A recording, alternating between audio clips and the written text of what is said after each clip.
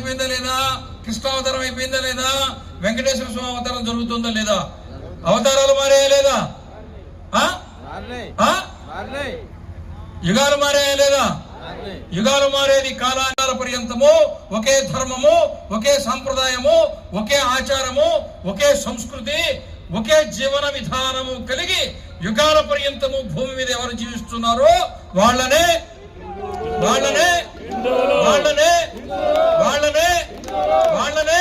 హిందువులు అంటారు. వాళ్ళనే మనమే.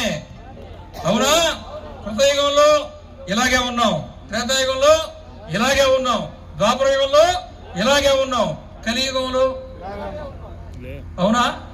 మారేమా? యుగాలు యుగాలుగా మారకుండా రక్తంలో దేవుడిని, హిందువుకి దేవుడు ఇన్బిల్ట్, వేరే మతాలకు దేవుడు అవుట్ సోర్స్. అర్థం కాలా? దేవుడు బయట ఉండేవాళ్ళు వాళ్ళు, దేవుడు లోపల ఉండేవాడు నువ్వు. అవునా? ఎవడైనా మతం మారాడంటే లోపల ఉండే దేవుడిని బయట పడేసిపోవడం లెక్క. అర్థమైందా కాలేదా? వినాలా వద్దా? గుర్తుపెట్టుకోవాలొద్దా? పక్కింటోళ్ళకి చెప్పాలొద్దా? వాట్సాప్లో పెట్టాలొద్దా? చుట్టాలందరికి చెప్పాలొద్దా? పిల్లలకి నేర్పాలవద్దా? నేర్పితే హిందువులు కాదు పుణ్యాత్ములు అవుతారు, నేర్పకపోతే కాదు సోమరపోతులు అవుతారు కదా? అవునా కాదా? ఈ భూమి మీద ఎన్ని మతాలైనా ఉండవచ్చు, కానీ దేవుడిని కంటితో చూచినది, దేవుడిని కన్నది హిందువు మాత్రమే. కన్నడం అంటే అర్థం ఏంటి? కంటితో చూడడం. కన్నడం అంటే అర్థం ఏంటి? కడుపున మోసి కనడం. అవునా? శ్రీరాముడిని కౌసల్యమాత కన్నదా లేదా? శ్రీరాముడు ఎవరు?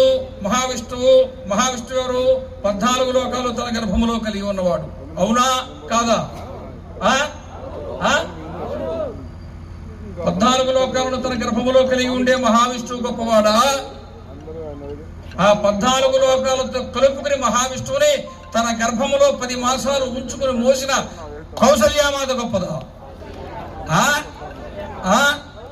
లోకాలను కలిపి పిండ రూపంలో మోసి జన్మను ఇవ్వగలిగిన యోగ్యులు, శీలవంతులైనటువంటి మహిళా మాతృమూర్తులు ఉన్న ఏకైక జాతి భూమి మీద నువ్వు నేను పుట్టినా